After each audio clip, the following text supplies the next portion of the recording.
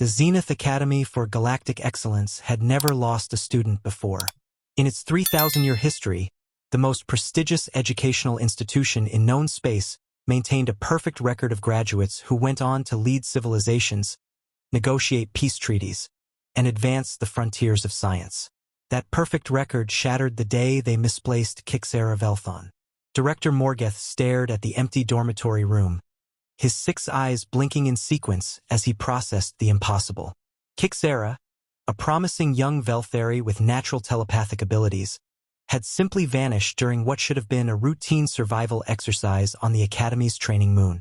The transport logs show she boarded Shuttle 7, Assistant Director Yilnara reported, her crystalline voice trembling with anxiety. But the shuttle never reached the designated drop point. Long-range sensors detected a massive gravitic anomaly that pulled it off course.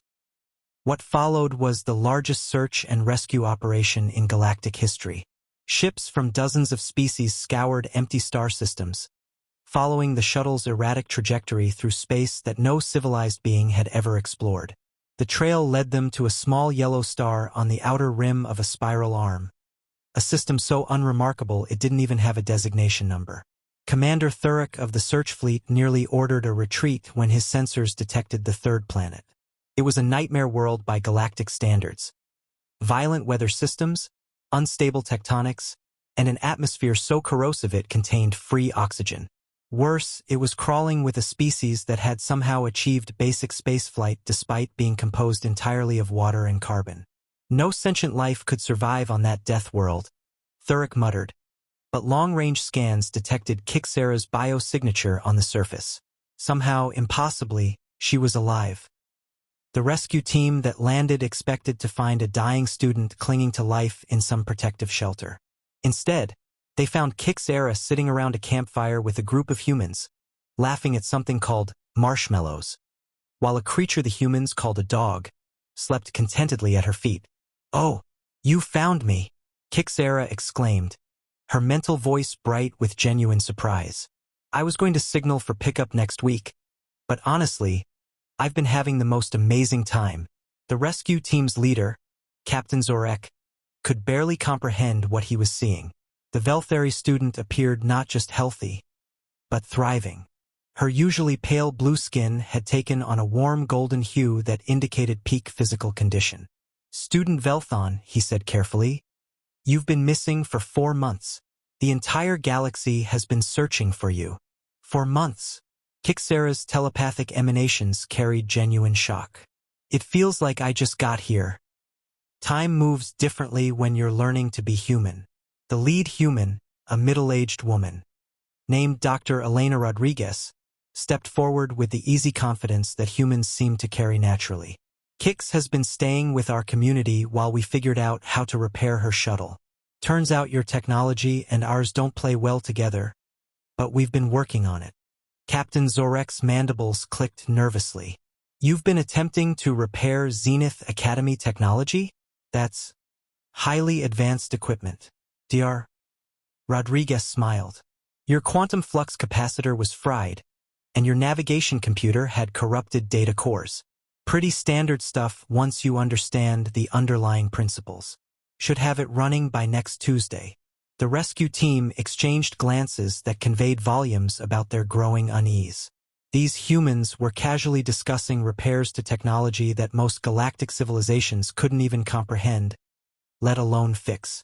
"But more importantly, Dr.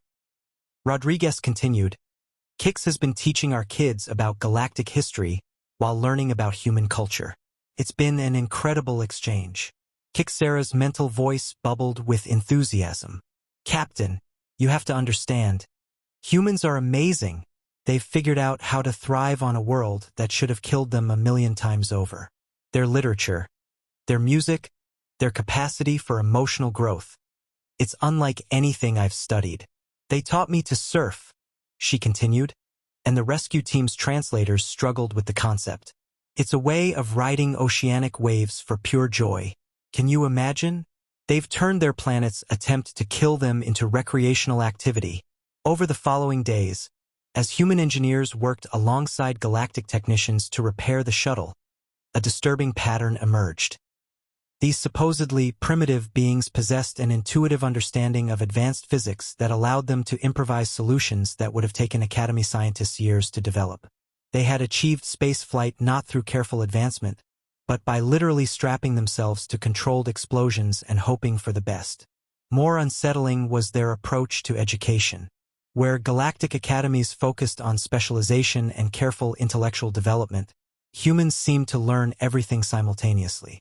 Their children studied art alongside astrophysics, philosophy alongside engineering, as if they couldn't comprehend the idea that knowledge should be compartmentalized.